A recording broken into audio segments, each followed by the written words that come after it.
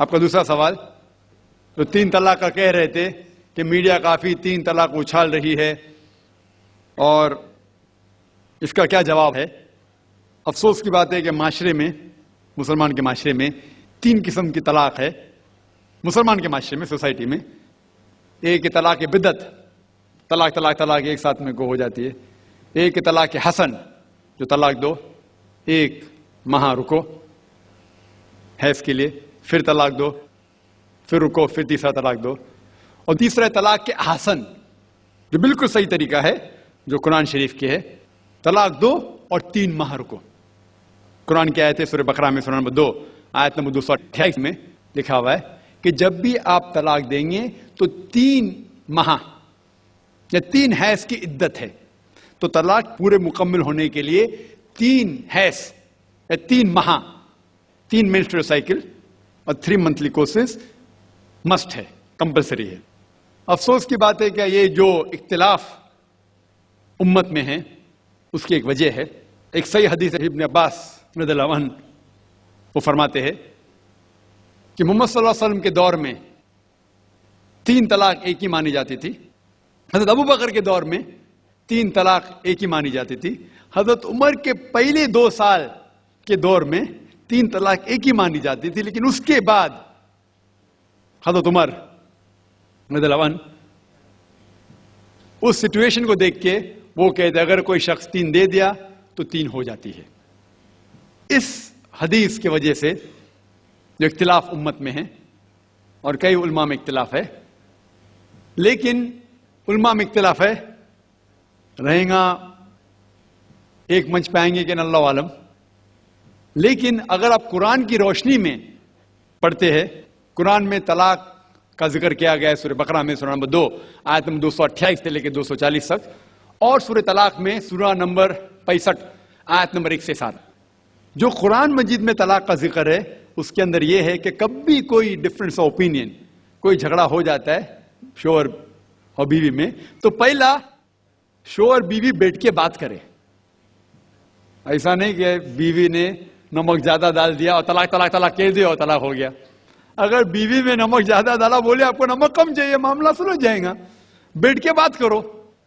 پھر بھی بات نہ بنے تو اللہ تعالیٰ فرماتا ہے سورہ نساء میں، سورہ نمبر 4 آیت نمبر 35 میں کہ آپ کے درمیان ایک حکم رکھو، ایک آربیٹر بیوی کی طرف سے، ایک آربیٹر شوہر کی طرف سے۔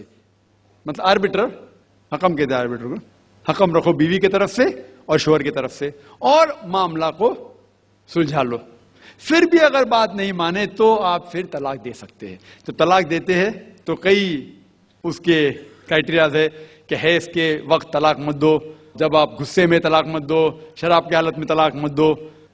اس کے بعد جب طلاق دیا جاتا ہے تو 3 ماہ رکنا چاہیے۔ طلاق کے احسن ہے، جو بالکل صحیح طریقہ ہے۔ طلاق دو اور 3 ماہ رکو، اور 3 ماہ کے اندر اگر آپ رجوع کرنا چاہتے ہیں اپنی بیوی سے تو رجوع ہو سکتے، الحمدللہ۔ اگر 3 ماہ تک آپ سمجھتے نہیں مجھے میرے بیوی سے الگ ہونا ہی چاہیے، تو 3 ماہ کے بعد، عدت گزرنے کے بعد، آپ دونوں میاں بیوی نہیں رہتے، آپ الگ ہو جاتے۔ لیکن اس کے بعد اکثر مسلمان بھی نہیں جانتے یہ قرآن کی آیت کیا ہے۔ قرآن شریف میں لکھا ہوا ہے سورہ بقرہ میں، سورہ نمبر 2 آیت نمبر 232 میں کہ اگر وہ شخص اپنی پرانی بیوی سے پھر سے شادی کرنا چاہتا ہے تو مت روکیے۔ تو اگر طلاق ہو چکا ہے صحیح طریقے سے، طلاق کے احسن کے طریقے سے، اور 3 ماہ ہو گئے، عدت گزر گئی، 6 مہینے بعد اگر لگا بھائی جو میں نے کیا غلط کیا، میں پھر سے شادی کرنا چاہتا ہوں، تو وہ آدمی اپنی پرانی بیوی سے پھر سے نکاح کر سکتا ہے، لیکن نیا نکاح نیا مہر، نیا نکاح نیا مہر، جو کئی مسلمان نہیں جانتے۔ افسوس کی بات ہے کہ ہم مسلمان قرآن کو ترجمے کے ساتھ پڑھے ہی نہیں، صحیح حدیث کو ترجمے کے ساتھ پڑھے ہی نہیں۔ اگر ہم قرآن شریف کو صحیح طریقے سے پڑھیں گے اور صحیح حدیث پہ عمل کریں گے تو یہ جو غلط فہمیاں ہیں دور ہوئیں گی۔ اور پھر سے اگر شادی ہوئی، پھر سے آپ ساتھ میں رہ سکتے، پھر سے پرابلم ہوا تو پھر طلاق دو، پھر 3 ماہ رکو، پھر سے الگ ہو جاؤ، پھر سے آپ چاہتے پھر سے شادی کر سکتے۔ 3 بار جائز ہے، تیسری بار آخری بار ہے، اس کے بعد آپ پھر سے شادی نہیں کر سکتے جب تک وہ دوسری کسی سے شادی نہیں کرے۔ لیکن میں نے اپنی زندگی میں ایک بھی شخص میرے زندگی میں نہیں آیا جو طلاق کے حسن کیا، صحیح طریقے سے طلاق دیا، علیحدہ ہو گئے، پھر نکاح ہو گیا، پھر علیحدہ ہو گئے، پھر نکاح ہوا، پھر علیحدہ ہوا۔ میں نے کوئی بھی شخص میرے زندگی میں پورے دنیا میں ایسا شخص کے بارے میں سنا ہی نہیں جو صحیح طریقے سے کیا اور بچھڑ گیا، پھر سے شادی کی، پھر سے بچھڑ گیا، پھر سے نکاح کے، پھر بچھڑ گیا، پھر شادی کرنا چاہتا ہے۔ اگر آپ صحیح طریقے سے قرآن کے اوپر عمل کریں گے تو یہ نوبت آئیں گی نہیں۔ اور کچھ لوگ جو اسلام کو مذاق بنائیں اور کیا کہتے کہ اچھا اگر ایک ساتھ میں دے دیے، 3 طلاق دے دیے، ہو گئی، ابھی کیا حلالہ کرو۔ قرآن کہتا ہے 3 طلاق ایک ساتھ میں بھی دیں گے تو ایک ہی ہوتی ہے۔ محمد صلی اللہ علیہ وسلم کے وقت پہ 3 بھی ایک ساتھ میں دینا ایک ہی ہوتا تھا۔ حضرت ابو بکر کے ٹائم میں بھی 3 طلاق ایک ہی ہوتا تھا۔ حضرت عمر کے دور میں لوگ جو کہتے 3 طلاق 3 ہوتی ہے، کئی علماء کہتے ہیں کہ ان نے یہ اپنے فتوے پہ رجوع کیے اور انہیں افسوس تھا کہ یہ فتویٰ انہیں دیے، اور کئی لوگ کہتے نہیں ان کا فتویٰ صحیح تھا۔